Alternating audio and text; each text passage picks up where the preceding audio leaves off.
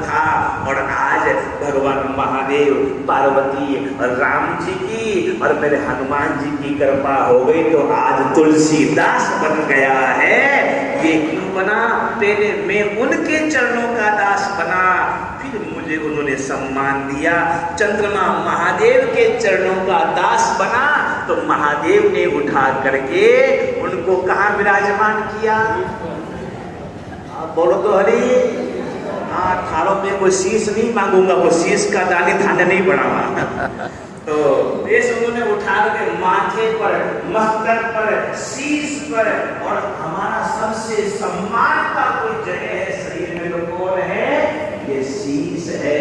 शीश हरेक के चरणों में झुकना भी नहीं चाहिए, और सद्गुरु मिल जाए तो शीश को झुकने से रोकना भी नहीं चाहिए। सद्गुरु को मस्तक धरे राम भजन सो प्रीत, राम चरण वे प्राणिया गया जहाँ को जीत। जो सद्गुरु, जो मस्तक गुरु के चरणों में रुक जाए तो बात भूल जाता है। इसलिए वंदे बोधमयं नित्यं गुरु शंकर रूपिणं, यमाश्रितो हि वक्रोऽपि चंद्र सर्वत्र वंद्यते। अरे कबीर साहब का जीवन देखो, कबीर साहब का जीवन ऐसा रहा था कि कोई सामने देखने को तैयार नहीं था। और जब रामानंद जी महाराज जिससे सद्गुरु मिल गए, और ऐसे सद्गुरु मिले कि आज अपन सभी आदर और भाव से गुरु कबीर साहब का नाम लेते हैं। कुछ गुरु कबीर साहब जी भगवान का इतना सा अपन समझे तो गुरु हमको ज्ञान देता है। तो ध्यान रखना, आप जैसा कोई पात्र होगा, योग्य कोई शिष्य होगा, योग्य कोई भक्त होगा, वो तो ग्रहण करेगा, और योग्य नहीं होगा तो वो उसका उपयोग करेगा।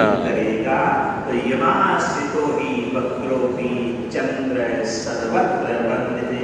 इस श्लोक पर मेरा सवाई माधोपुर में चातुर्मास था। इसी श्लोक पर 3 महीने पूरे हो गए थे। कितने?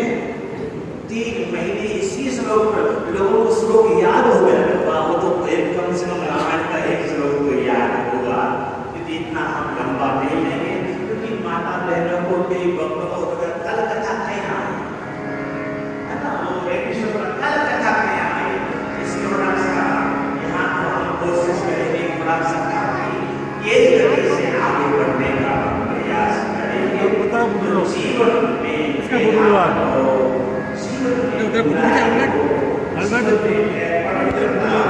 आजोड़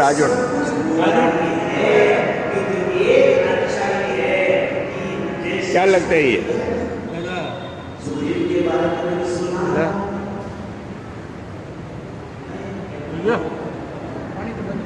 रामायण में सुग्रीव है, और सुग्रीव में कोई अच्छाई नहीं है, ना वो ज्यादा